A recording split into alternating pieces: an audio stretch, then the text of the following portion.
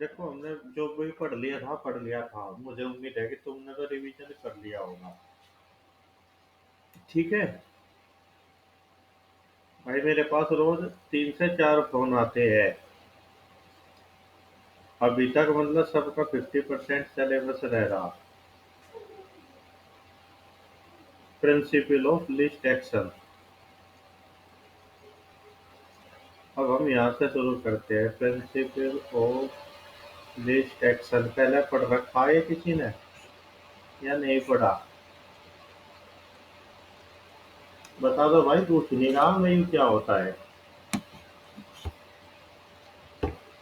लिखो। The action is defined as. देखो, मैं तो करा ही रिवीजन रहा, मैं तो इसे नाम ही रिवीजन दे रखा। The action is defined as. पर यू मेरा पढ़ाना भी तुम्हें शक्ति दे रहा होगा पक्का।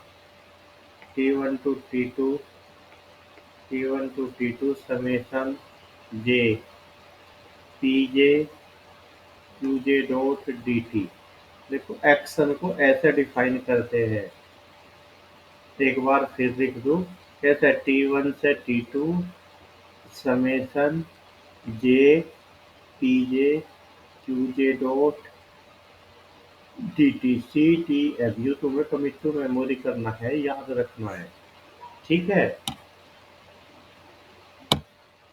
अब जो प्रिंसिपल ऑफ लिस्ट एक्शन है, प्रिंसिपल ऑफ लिस्ट एक्शन वो क्या है? फोर कंजर्वेटिव सिस्टम है ये। फोर कंजर्वेटिव सिस्टम वो क्या है? Delta T1 to T2 summation J PJ QJ dot D T equal to 0।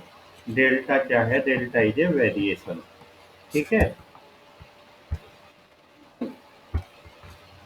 अब है other form of least action principle. Other form of least action. Other form of least action principle वो क्या कहती है? Number 1, if coordinate transformation equation do not involve time. क्या? If coordinate transformation equation, coordinate transformation equation do not involve time. अगर वो time को involve नहीं करती, देन क्या summation p j QJ dot equal to होता है 2t। क्या होता है? P j QJ dot equal to होता है 2t। तो फिर by principle of least action, principle of least action क्या हो जाएगा? Delta T1 to T2 2t dt बराबर 0। या क्या कह सकते हैं हम कह सकते हैं कि delta T1 to T2 t dt equal to 0। लिखो, if there is no external force. If there is no external force, there is no external force. अगर कोई भी एक्सटर्नल फोर्स नहीं है तो क्या हो जाएगा? काइनेटिक एनर्जी क्या हो जाएगी? कांस्टेंट हो जाएगी। Then t is constant. तो क्या हो जाएगा? ये हमारा जो ये है delta T1 to T2 dt, ये क्या हो जाएगा? ये हो जाएगा हमारा इक्वल टू 0। ये क्या हो जाएगा? ये हो जाएगा delta T2 - T1 equal to 0। ठीक है। तो ये एक तरह से जो हमने डिराइव कर लिया, ये आती है। It is a form of Fermat principle भी बोलते हैं। It is form of Fermat principle. Fermat principle in optics theory. ठीक है। चलो, ये हमारे कोई काम का नहीं है। अब क्या इसकी सेकंड फॉर्म आती है? फर्स्ट फॉर्म क्या थी? फर्स्ट फॉर्म क्या थी? वो था कि if coordinate transformation equation don't do not involve time explicitly, तो ये इसके बराबर हो जाता है। ठीक है। अब देखो number 2, if the transformation equation if the transformation equation do not involve time,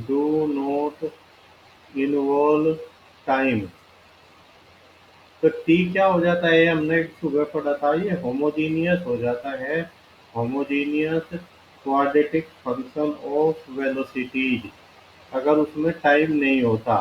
ठीक है, क्या था है किसी का यार? टी बराबर समेसन क्या, ए जे के, क्या था, क्यू जे क्यू के डॉट डॉट, ये था टी। ठीक है, या इसका हम क्या कह सकते हैं? इससे हम कह सकते हैं कि टू टी इक्वल टू क्या, समेसन ए जे के टू जे डॉट टू के डॉट। सही बात है। अब हमने इसे किसके बराबर रख दिया? इसे बराबर रख दिया हमने डी रो स्क्वायर के बराबर रख दिया। ठीक है, तो ये delta T12 T2 2T dt, ये किसके बराबर आ जाता है? ये आ जाता है डेल्टा, जब हम इसे रो में चेंज करेंगे, T1 to T2 under root 2T d rho equal to zero. ठीक, ये थोड़ा सा लिखने में कई दिक्कत है, ये मैं कहीं से मतलब, ये मुझे लग रहा कि जब हम इसे डी टी को इसमें चेंज करेंगे रो में, शायद ये एग्जैक्ट फॉर्म ना आए, पर यही आती है, तो यहाँ कहीं मानने में दिक्कत है। चलो, उसका कुछ फर्क नहीं पड़ रहा, हमें ये डेराइव थोड़ी करना। अब हमें क्या पता कि t plus v equal to h होता है, तो इसका मतलब हो गया टी किसके बराबर हो गया, एच माइनस वी, या इसे हम क्या कह सकते हैं, एच माइनस वी क्यू। तो ये वैल्यू हम यहाँ रखेंगे तो क्या आ जाएगा, delta T1 to T2 two under root h minus v q d rho equal to zero. ठीक, तो ये क्या है? It is Jacobi form of least action principle, इसे बोलते हैं हम Jacobi form of least action principle. इसे क्या बोलते हैं हम? Jacobi form of least action principle. अब नंबर तीन पे आ गया, if this system consist only one particle, if this system if this system consist only one particle, अगर सिस्टम में क्या है, केवल और केवल एक ही पार्टिकल है, टी किसके बराबर होता है, 1/2 mv स्क्वायर। इसे हम क्या लिख देंगे, 1/2 m d s over v को लिख सकते हैं d s over d t का होल स्क्वायर। तो एक तरह से डी टी किसके बराबर आ गया, हमारा डी टी बराबर आ गया अंडर रूट m/2s ds। ठीक है, तो इससे हम क्या निकाल लेंगे, delta T1 to T2 d t की वैल्यू हम क्या रखेंगे, m/2t under root d S equal to zero. तो इसका मतलब क्या हो गया, delta under root 2m t d S equal to zero, imply क्या आ जाएगा, इससे क्या आ गया हमारा इंटीग्रेशन अंडर रूट 2m। देखो टी तो अब जब एस के रेस्पेक्ट में है, भगाओ इसे एम, या नहीं टी की वैल्यू रख दो H minus V D S equal to zero. तो ये क्या आ गया, in the term of arc length of particle trajectory. ठीक है, इन ये वेरिएशनल प्रिंसिपल होता है कब, in the term of arc length of the particle trajectory particle trajectory. ठीक है, देखो ये था हमारा लीस्ट एक्शन प्रिंसिपल। ठीक है,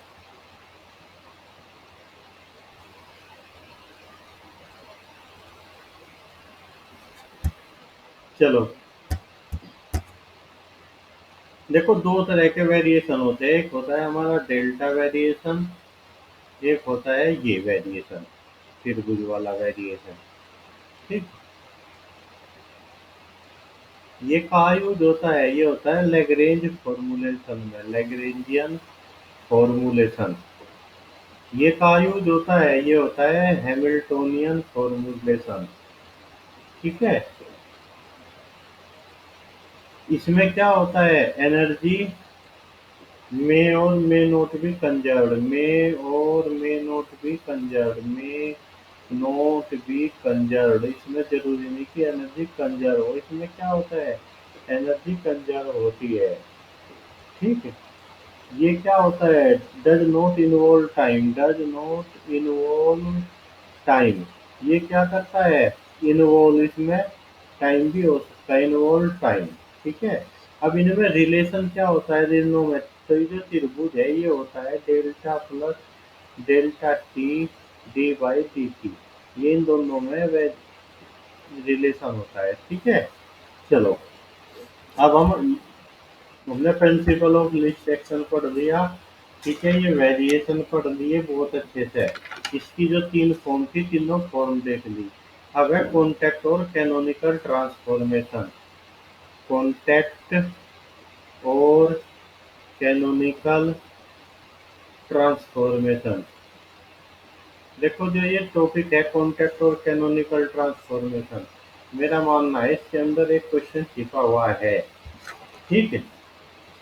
अगर उसने ये पढ़ रखी क्लासिकल मैकेनिक्स पेपर सेट करने वाले ने, देखो जिसने पढ़ नहीं रखी उसे तो तीन क्वेश्चन उठाने, वो तो बुक खोल रखा, कहीं से भी एक्सरसाइज में से तीन क्वेश्चन उठा देगा।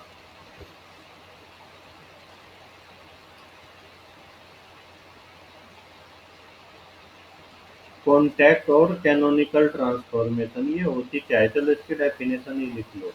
It is a specific procedure. ये क्या है?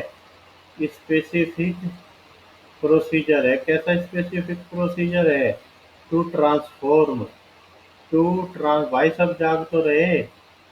टू ट्रांसफॉर्म, हूँ हाथी का तो जाएगा कोई था। One set of coordinates, one set of coordinates to another set, to another set of coordinates in phase space, to another set of coordinates in phase space, in phase space। Sachin को match है आज, toss किसने जीता?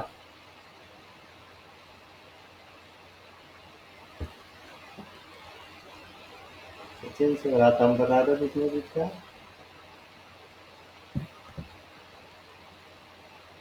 मगर कभी हम जैसे में लगा कर मैच चला के बैठ गए, वो आधा घंटे बाद चुप हो गए। चलो,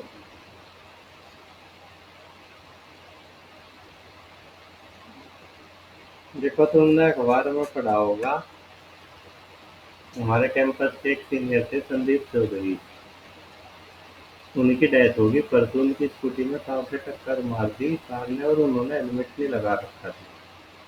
और जो स्टैटिक्स में प्रोफेसर है प्रदीप, वे उनके छोटे भाई थे। नहीं, हेलमेट हेलमेट नहीं लाया, तो मैं उनके घर चला गया। तो बहुत सारे, मतलब एक मंत्री भी आ रहे थे मुजफ्फर में, बहुत सारी यूनिवर्सिटी के सब कॉलेजों के प्रोफेसर वहाँ आ रहे थे। और सब इसी पर बात कर रहे थे कि हम बचपन से पढ़ते आ रहे, हेलमेट लगा के चलना चाहा, हेलमेट लगा के चलना चाहा, पर इसे हम अक्सर भूल जा, है नहीं, या फॉलो नहीं करते रहे, यहीं तक तो जा रहे, ऐसा कर दे। तो अब मैं गया, मैं तो गया भी स्कूटी से, स्कूटी उनके गेट के सामने रोकी, सबने देखा, और वैसे भी गंजा, तो मतलब बहुत सारा हमारे थे, मतलब मगर मैं भी हेलमेट लगा के निकलता तो भी, मेरे तो 5-7 चलाने के साथ रखे हेलमेट के ऊपर, मतलब यही नहीं करे। इतने भी तो स्कूटी में बचे जितने के चलान हो गए, देखो। तो भाई जो हेलमेट लगा के निकलता बिल्कुल चला करो, कल को मैं भी दूंगा। कनिका, तू चला हेलमेट लगा के?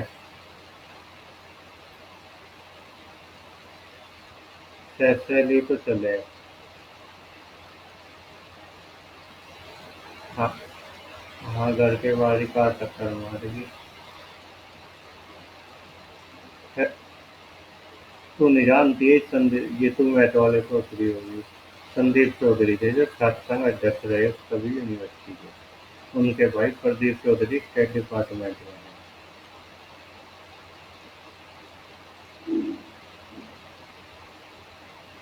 चलो।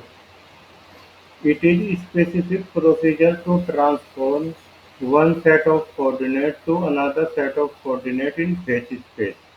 देखो, जब हमने बात करी है रिकॉर्डिंग में आएगी, जब तुम इसे दोबारा सुनोगे तो ये फिर काट दियो, यानी स्किप कर दियो, कभी 10 मिनट इसी में लगा दो। इट क्या है? कॉन्टैक्ट ट्रांसफॉर्मेशन ये एक स्पेसिफिक प्रोसीजर है, one set of coordinate to transform another set of coordinate in phase space. क्या? इट लीव्स, लिखो, it leaves the form of Hamiltonian equation. It leaves the form of Hamilton's equation invariant. It leaves the form of Hamilton's equation invariant. मतलब ये Hamilton's equation को invariant छोड़ता है। Contact या canonical transformation. अब आता है पॉइंट ट्रांसफॉर्मेशन। पॉइंट ट्रांसफॉर्मेशन, ठीक है। देखो, these are transformation these are transformation these are transformation from one set of coordinates one set of coordinates qj to new qj in configuration space भाई से ऐसा कर लो कि तुम्हें तो दोबारा सुनने की जरूरत ही ना पड़े, लिखते रहो जब मैं लिख रहा। पॉइंट ट्रांसफॉर्मेशन क्या करती है?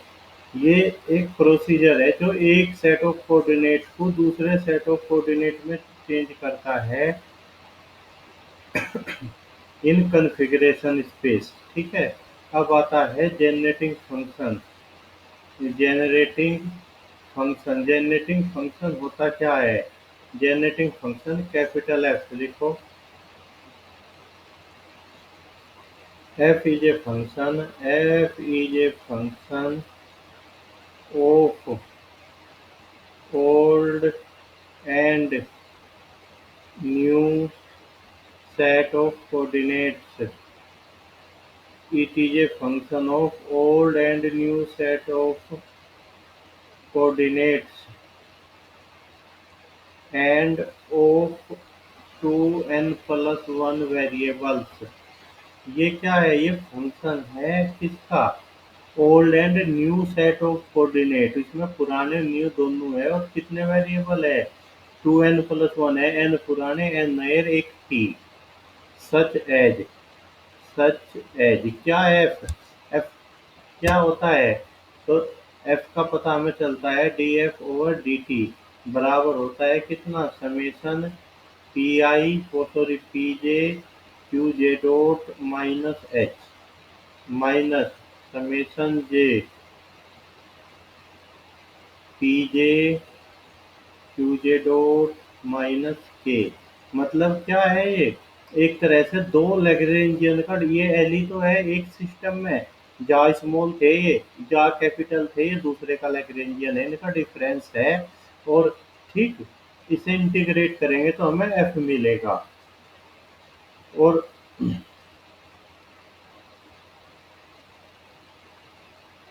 चलो, ये आ गया। अब इसकी some form of f. Some form of f ये तो बहुत बार पूछी गई। सम फॉर्म ऑफ एफ, इसकी चार फॉर्म होती है। देखो, मैं तुम्हें भी चारों फॉर्म बता रहा। क्या फर्स्ट फॉर्म क्या होती है? फर्स्ट फॉर्म क्या होती है? वो होती है F1 cap small Q Q T. तो पीजे किसके बराबर हो जाएगा भाई? पीजे हो जाएगा del F1 upon del QJ। ठीक है। यहाँ कैपिटल क्यू है तो हम क्या निकाल लेंगे? कैपिटल पीजे निकाल लेंगे। क्या? Minus del F1 upon del QJ। तुम कहोगे कि ये माइनस क्यों आया, अभी बताऊंगा। और के किसके बराबर होता है? वो होता है H plus del F1 upon del t. देखो जो नए कोऑर्डिनेट एक दिया, हमेशा नया बनाएंगे हम। तो कैसे बनेगा? देखो स्मॉल क्यू से स्मॉल पी बना, कैपिटल क्यू से कैपिटल पी बना, और ये नया एच की जगह क्या बना? के बना। चलो, अब इसकी सेकंड फॉर्म क्या है? सेकंड फॉर्म क्या है इसकी? वो है F2QPT।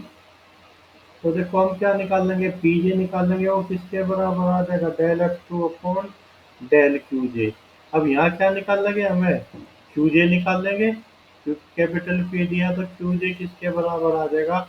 Del F2 upon del PJ।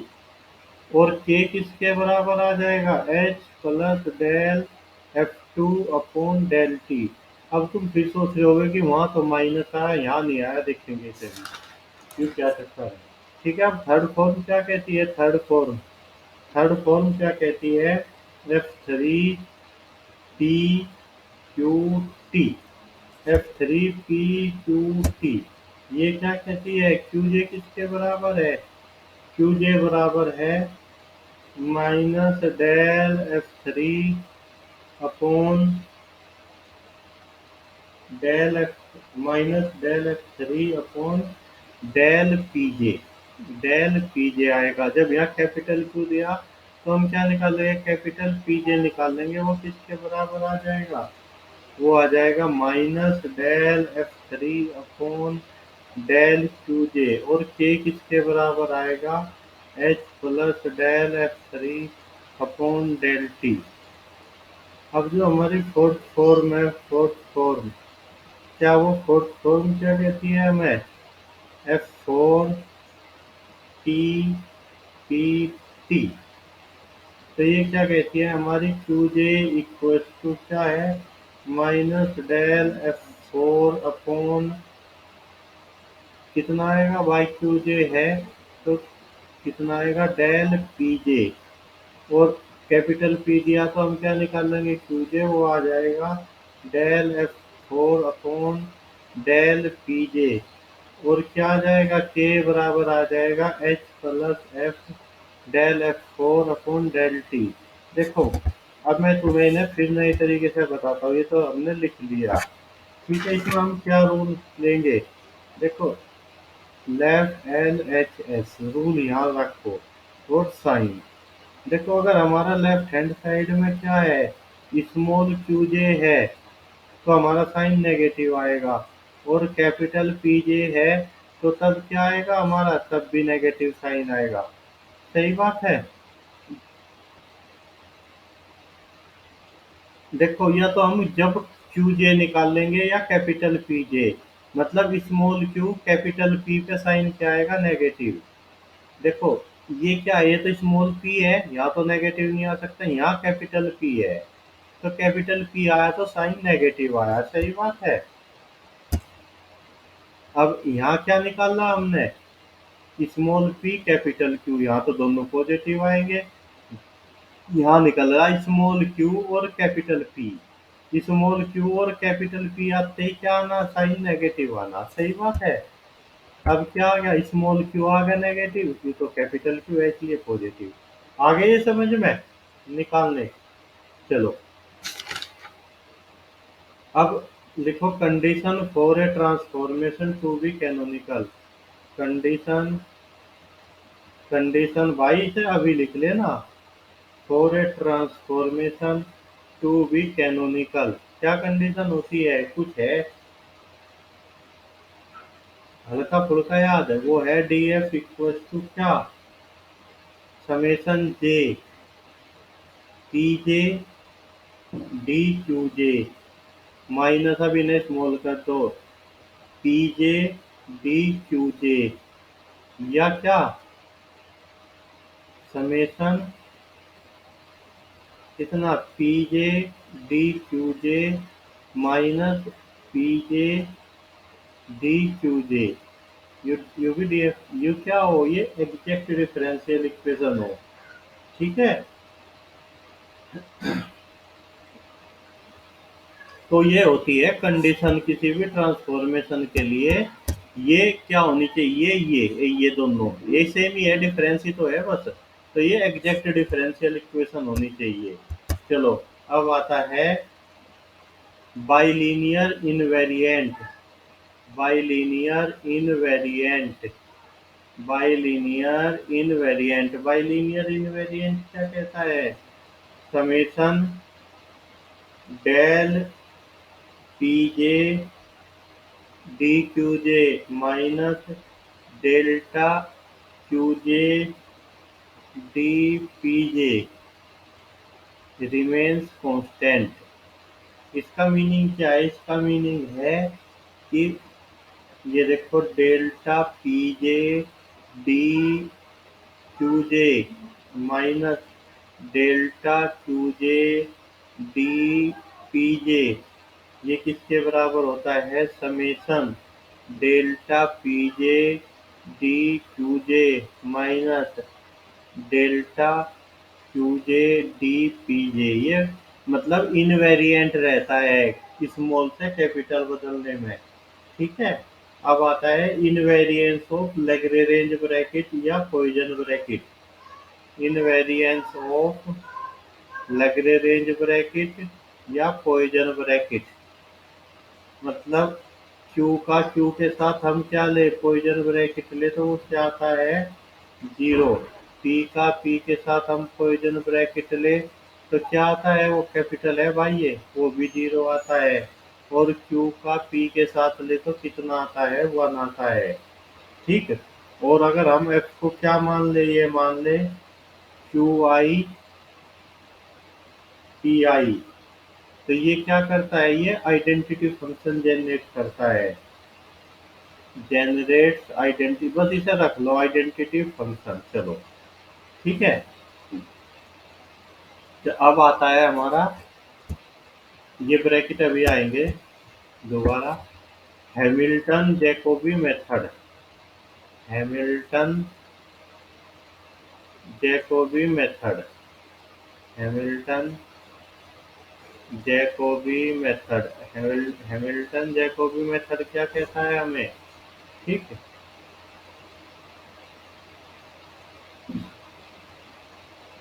देखो ये क्या है, एक तरह से ये मेथड भी है, ट्रांसफॉर्मेशन भी है। हम क्या कर रहे, क्यू के को ये बदलता है कैपिटल क्यू के में, सच दैट क्यू के आर साइक्लिक, ये क्यू के फिर क्या होते हैं, साइक्लिक होते हैं।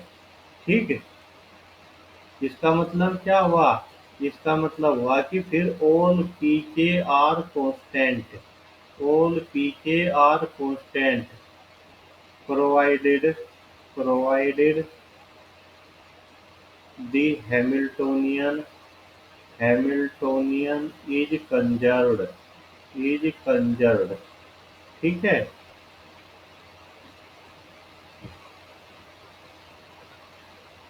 अब if Hamiltonian involved time,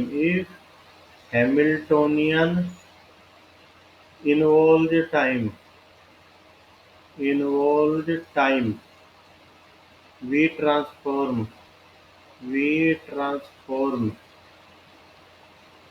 qk pk to qk pk such that new Hamiltonian H dash बराबर जीरो और क्यू के पी के आर कॉन्स्टेंट, ये क्या होते हैं, कॉन्स्टेंट होते हैं। ये हैमिल्टोनियन जैकोबी मेथड में या हैमिल्टोनियन जैकोबी ट्रांसफॉर्मेशन में होता है। ठीक, ये क्या है, ये एक मेथड भी है, ट्रांसफॉर्मेशन भी है। चलो, अब आता है हैमिल्टोनियन। ये कोई मीनिंग नहीं जो हमने अभी इसका लिखा, कोई नहीं पूछ रहा है। Hamiltonian Jacobi equation, Hamiltonian Jacobi equation, इसे याद रखो, हैमिल्टोनियन जैकोबी इक्वेशन को। ये क्या होती है भाई? एच किसका? क्यू के है, del s over del Q k है और टी है, plus del s over del T equal to zero. ठीक, ऐसा भी बताऊंगा क्या है। एस होता है फंक्शन होता है किसका? क्यू का, पी का, टी का। सही बात है। या दूसरी फॉर्म क्या होती है इसकी? Hamiltonian of Q K del F over del Q K T plus del F over del T equal to zero. ये क्या होता है? ये पीडी होती है। It is PD in N plus one variable. N plus one variable में ये PD होती है। ठीक है, देखो पहले क्या होता था, two n plus one variable होते थे। अब क्या होगा? यहाँ तो एन प्लस वन ही हो गया, तो कितने वेरिएबल कम हो गए? एन वेरिएबल कम हो गए। और एफ क्या होता है हेयर? एफ किसके बराबर है? एफ है integration L D T plus C. ठीक, और इसे ही हमने क्या कहा था? एस। या क्या कह सकते हैं? Integration L D T plus constant.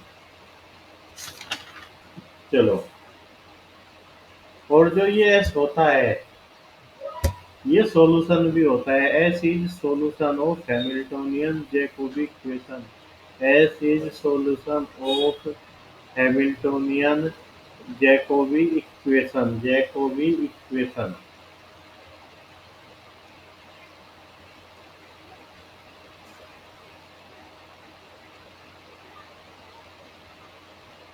चलो, जो ये इंटीग्रेशन एल डी टी होता है इन इनडिफाइनाइट फॉर्म, इन इन डी एफ इनडिफाइनाइट फॉर्म, ये इनडिफाइनाइट फॉर्म में क्या होता है? एस बन जाता है। और डिफाइनाइट फॉर्म में क्या बन जाता है? डिफाइनाइट फॉर्म में ये बन जाता है फिर हैमिल्टोनियन वेरिएशन प्रिंसिपल। फिर ये बन जाता है हैमिल्टोनियन वेरिएशनल प्रिंसिपल। ठीक है, चलो, अब आता है हमारा Poisson bracket. Poisson bracket, Poisson bracket ये क्या होता है? P O I, Poisson bracket. Bracket, देखो ये होता है, हमने एक्स वाई का पॉइजन ब्रैकेट लेंगे with respect to q p. तो इसे हम कैसे लिखते हैं? समेशन आई क्या? डेल, देखो पहले कौन है? एक्स, तो हम लिखेंगे del x over del Q i. पहले क्यू था तो क्यू को ही लिखेंगे, into del y upon del p i minus. अब हम क्या करेंगे? y का पहले करेंगे डेल वाई अपॉन, नीचे यू ही रहेगा, क्यू यहाँ पहले था तो क्यू ही पहले रहेगा, del Q i into del x over del p i. ये डिफरेंस क्या होता है? एक्स वाई का पॉइजन ब्रैकेट होता है क्यू पी के रेस्पेक्ट में। हो गया नहीं भाई याद? हुआ याद? ये नहीं हुआ? चलो, ए बी का पॉइजन ब्रैकेट बताना। एल एम के रेस्पेक्ट में क्या आएगा? Summation I del A into del B over del M. और अब तो यहाँ ये भी लगा लो, del B over del L I और डेल ए अपॉन डेल। तो ये होता है पॉइजनेबल। इसकी अब कुछ प्रॉपर्टीज होती है भाई, प्रॉपर्टीज। मतलब तुम x का y के रेस्पेक्ट में लो या y का x के रेस्पेक्ट में लो, बस माइनस का अंतर आ गया, वो तो आएगा। ठीक है, अगर तुम्हारा दिमाग खराब हो जाए x का x के साथ ले लो तो वो आ जाएगा जीरो। ठीक है, अगर तुम क्या करो खाली बैठे पहले एक्स का वाई प्लस जेड के साथ लिया तो वो क्या आ जाएगा फिर वो एक्स का वाई के साथ ले लेते और क्या कर लेते एक्स का जेड के साथ ले लेते बराबर है। अब हम क्या ले ले एक्स का वाई जेड के साथ ले ले प्रोडक्ट के मतलब बिल्कुल खाली बैठे पहले जोड़ के वाई इंटू जेड तो ये कितना आ जाएगा। तो ये आता है क्या एक्स का वाई के साथ लो उसमें जेड की मल्टीप्लाई करो फिर क्या करो वाई का लो एक्स फिर जेड के साथ। ठीक। अब अगर तुम बिल्कुल खाली बैठे तुम क्या करने लगे क्यू आई का क्या लो तुम किसी जब ये तो तुमने बराबर ही ले लिया अब तो तुम इन्हें किसी के रेस्पेक्ट में ले लो क्यू पी जीरो ही आएगा या क्या क्या कह सकते हो तुम इसे P I P J Q J है क्यू जे और पी आई पी जे का ले लो तुम क्यू पी के रेस्पेक्ट में ये भी क्या होता है जीरो होता है। और अगर हम क्या ले क्यू जे पी आई देखो यहाँ तो या तो दोनों क्यू थे या दोनों पी थे। अब हमने क्या कर दिया क्यू जे पी आई का ले रहे किसके रेस्पेक्ट में क्यू पी के रेस्पेक्ट में तो ये क्या आ जाता है डेल्टा आई जे क्रोनिकल डेल्टा समझते हो नहीं क्रोनिकल डेल्टा जब आई बराबर जे वन अदरवाइज जीरो सही बात है। चलो ये आगे भाई पॉइजन ब्रैकेट की प्रॉपर्टी समझ में कितनी प्रॉपर्टी थी 6 प्रॉपर्टी थी। अब इसके कुछ रूल और इम्पोर्टेंट है देखो Poisson bracket P B are invariant ये क्या होते हैं इनवेरिएंट होते हैं are invariant under a canonical transformation under a canonical transformation जो पॉइजन ब्रैकेट होते हैं वो अंडर कैनोनिकल ट्रांसफॉर्मेशन क्या होते हैं इनवेरिएंट होते हैं मतलब क्या तुम एक्स वाई का क्या लो क्यू पी के रेस्पेक्ट में लो या क्या लो तुम फिर एक्स वाई का कैपिटल क्यू कैपिटल पी के रेस्पेक्ट में लो कोई फर्क नहीं पड़ना। अब आता है equation of motion equation of motion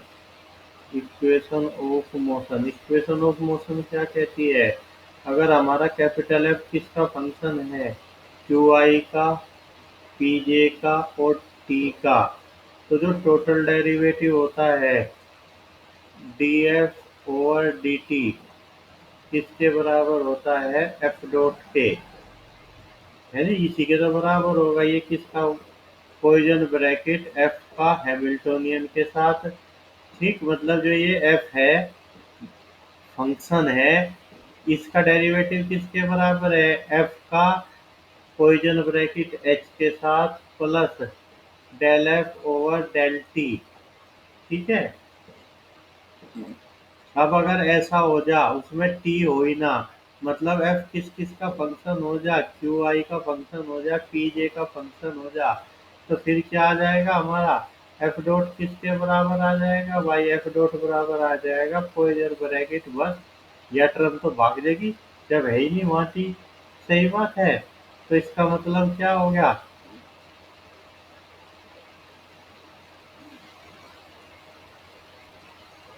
ये इसके बराबर हो जाता है। अब एच हैमिल्टोनियन है एच हैमिल्टोनियन है मतलब एफ का डेरिवेटिव एफ के हैमिल्टन एफ का पॉइजन ब्रैकेट लो एच के साथ इसके बराबर है। ठीक है। और अगर हमारा क्या हो जा एफ डॉट बराबर हो जाए जीरो तो इसका मतलब क्या होता है कि पॉइजन ब्रैकेट एफ का एच के साथ कितना हो गया ये भी जीरो हो गया। तो इसका मतलब होता है कि F is constant F is constant. तो जो पॉइजन फर्स्ट थ्योरम कहती है पढ़ी थी नहीं पॉइजन फर्स्ट थ्योरम जयमाला मैडम ने पढ़ाई होगी पॉइजन मैडम की सारी वीडियो पढ़ी यूट्यूब पे इसकी क्लासिकल की Poisson first theorem a function is constant वो क्या कहती है, लिखो, a function is constant of motion, is constant of motion if its Poisson bracket with h is zero, with h is zero। और यही हमने ऊपर देखा कि अगर पॉइजन ब्रैकेट जीरो है तो एफ कांस्टेंट है। थ्योरम कह रही है अगर कोई फंक्शन कांस्टेंट ऑफ मोशन है तो फिर क्या है, इसका पॉइजन ब्रैकेट एच के साथ जीरो होगा। ये है Poisson first theorem. Poisson second theorem भी तो होती थी, जब फर्स्ट होगी भाई, जब फर्स्ट बनी तो सेकंड भी बनेगी, है नहीं। पॉइजन सेकंड थ्योरम क्या कहती है, इसका नाम क्या होता है दूसरा, वो होता है जैकोबी आइडेंटिटी। वो वो क्या कहती है, एक्स वाई जेड, एक्स का क्या करो तुम वाई जेड के साथ पॉइजन ब्रैकेट लो, फिर यू लो, है नहीं, मतलब वाई का जेड के साथ लिया फिर एक्स के साथ लिया। ठीक है, फिर हमने क्या करा, पहले जेड का एक्स के साथ लिया, फिर वाई के साथ लिया, है नहीं, फिर क्या करा, देखो एक साइक्लिक ऑर्डर में है, एक्स वाई के साथ लिया, तो ये क्या आ जाता है, जीरो आ जाता है, सीधी सीधी बात है।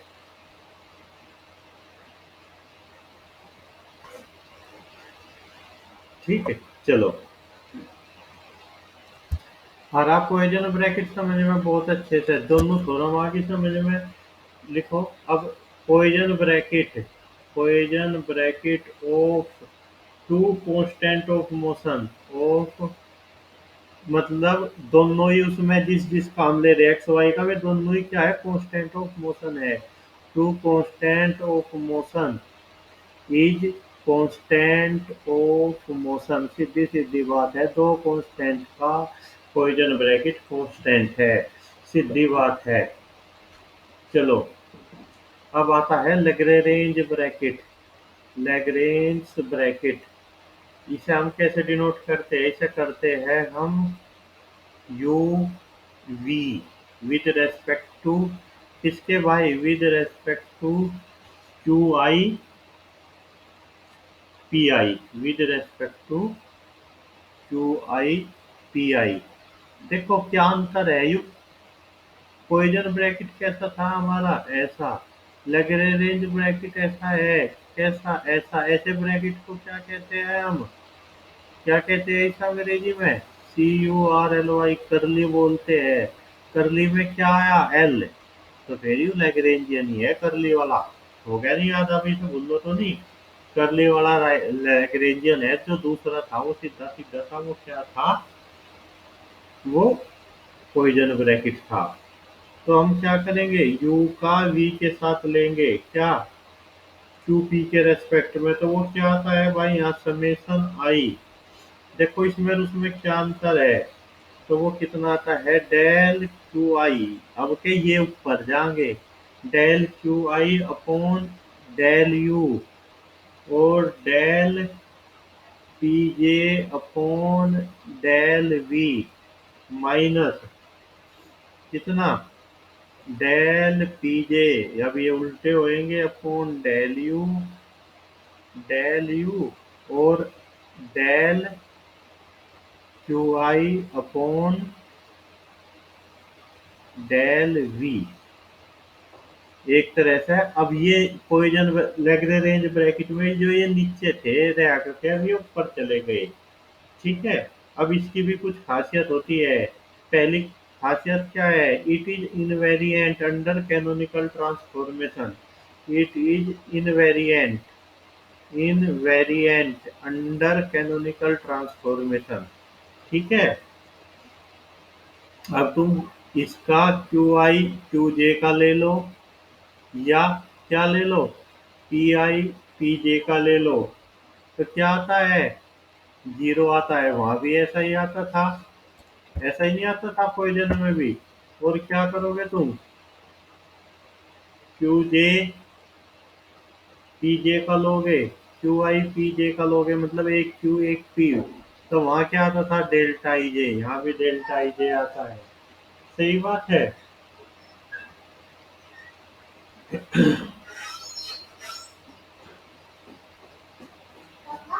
हाँ, हाँ ट्रैक्टर चला का तू, हाँ चला ले। चलो भाई, इनमें एक रिलेशन भी होता है, एक इक्वेशन होती है, उसे पूछ कोई नहीं रहा, लिख लो फिर भी। Relation between relation between Poisson and Lagrangian bracket. Relation between Poisson and क्या? Summation L equal to 1 to n, क्या?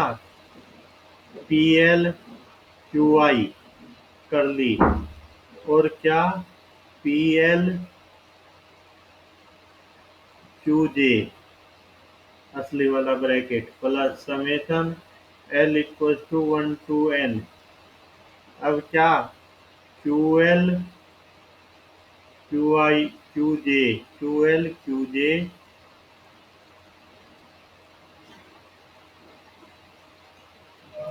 इंटू क्या है? क्यू एल पी जे, ये बराबर होता है 0। देखो हमने इसे कैसे याद रखेंगे? पी एल क्यू आई, इनका दोनों का क्या है? Lagrangian bracket. P L Q J इनका क्या है? Poisson bracket. अब क्या है हमारा? Q L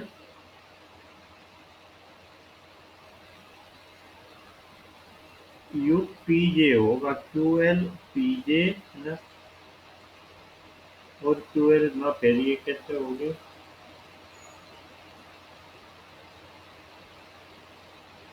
you Q l Q I लिख रहा, क्यू एल क्यू आई, भाई साहब बुक में देख लियो, वैसे इसे पूछ कोई नहीं रहा। ठीक है। अब आता है angular momentum and poison bracket. Angular momentum and poison bracket. देखो इन्हीं जो रिलेशन लिखे, इन्हीं पे क्वेश्चन पूछा जा सकता है। Angular momentum and poison bracket, angular momentum and poison bracket. जैसे जे एक्स जे वाई, इनका हम ले तो वो किसके बराबर पॉइजन ब्रैकेट ले रहे? जे जेड के बराबर हो जाता है। जे वाई जे जेड का ले, वो किसके बराबर हो जाता है? जे एक्स के बराबर हो जाता है। और जे जेड जे एक्स का किसके बराबर हो जाता है? जे वाई के बराबर हो जाता है। अब हम क्या ले? जे एक्स का ले हम पी वाई के साथ। देखो अब तक तो ये क्या एंगुलर मोमेंटम चल रहे थे, तो ये सब साइक्लिक ऑर्डर में चल रहे थे। अब क्या हो गया? एक एंगुलर मोमेंटम और एक मोमेंटम, तो ये फिर क्या आ जाता है? P Z. ठीक है। और अगर मैं क्या लूँ? देखो जे एक्स पी वाई था, अब मैं क्या ले लिया? जे एक्स पी जेड ले लिया, तो ये किसके बराबर आ जाएगा? ये आएगा, देखो एक्स आया, वाई आया, यहाँ जेड आया। यहाँ एक्स है जेड है, तो कितना आएगा? हमने क्रम तोड़ा, एक्स से सीधे जेड पे गए तो माइनस आ जाएगा पी वाई। ठीक है। और अगर हम ऐसा कर दे जे एक्स और पी एक्स, तो कितना आ जाएगा? जे एक्स पी एक्स किसके बराबर आ जाएगा? दोनों सेम होते ही 0 आ जाएगा, एक्स एक्स। चलो, तो इसी तरह अब तुम बताओ, इसी अनुभव के आधार पे बताइए क्या होगा शिवानी? जे आई पी एक्स किसके बराबर होना चाहिए? जे वाई पी एक्स किसके बराबर होना चाहिए? बिल्कुल सही। ठीक है। जे वाई पी वाई क्या होना चाहिए भाई? 0। बता दी थी। जे वाई पी जेड कितना होना चाहिए?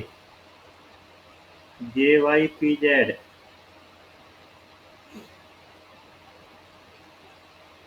ये होना चाहिए पी एक्स। सही बात है।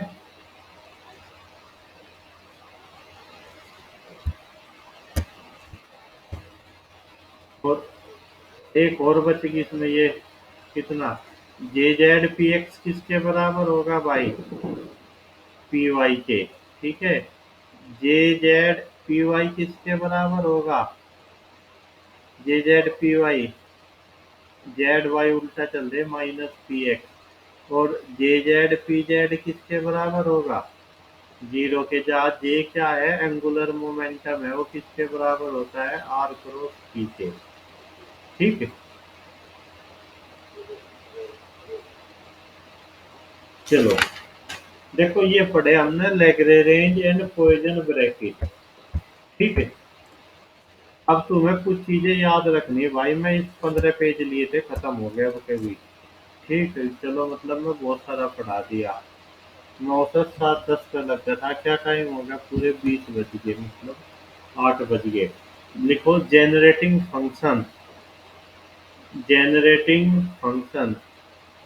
For harmonic oscillator. क्या होता है? वो होता है भाई एफ बराबर 1/2 एम ओमेगा क्यू स्क्वायर कोट क्यू। बस ऐसे 4 विकल्प में हो गया तो एकदम याद आ जाएगा। ठीक है। इसे जो टाइम हो सोल्व करके देख लियो। ऐसा क्वेश्चन, क्यू बराबर क्या है, स्मॉल क्यू की power alpha cos beta P. और पी किसके बराबर है, क्यू की एक power alpha sign beta P is canonical. ये कैनोनिकल होगी कब? निकाल सकते हो एग्जैक्ट। वह डिफरेंशियल इक्वेशन बनेगी अल्फा बराबर 1/2 बीटा बराबर 2। और एफ आएगा इसके केस में, अगर हमें एफ भी निकालना हो, -1/2 q square ten to p. देखो इसे अगर तुम सोल्व करोगे तो ये सारे फार्मूले जो हमने लिखे एकदम याद हो जाएंगे। सही बात है।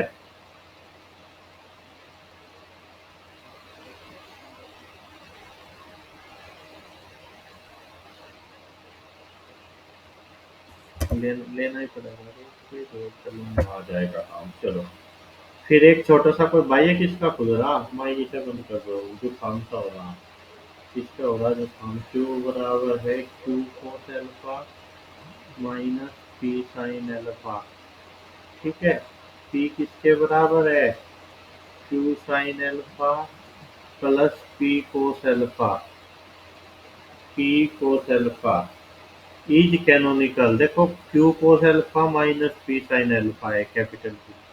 अब ये क्या है, Q sin alpha plus P cos alpha is canonical for all alpha. ये सारे अल्फा के लिए क्या होती है, कैनोनिकल होती है।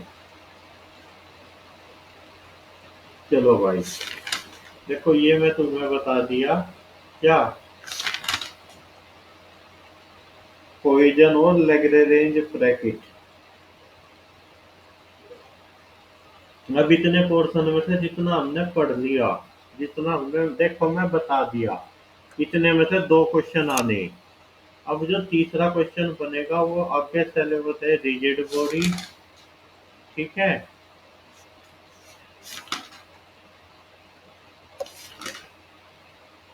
Angular momentum of rigid body, ये तो सब वही है।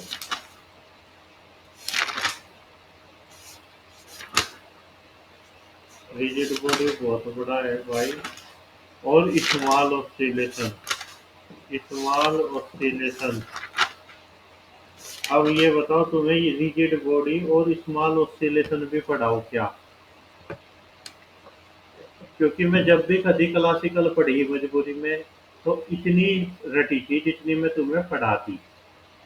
पहली टेस्ट क्या पढ़ी, पहली कहाँ गई?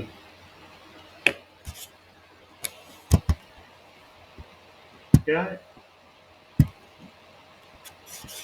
नोट करो ना अभी।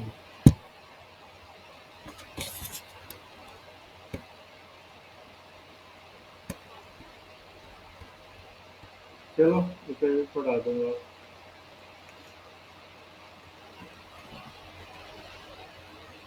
अब तो देखो आंखों में दर्द हो गया 1 घंटा स्क्रीन पे देखने में। अब ये बताओ, उसे सुबह लूँ कब लूँ?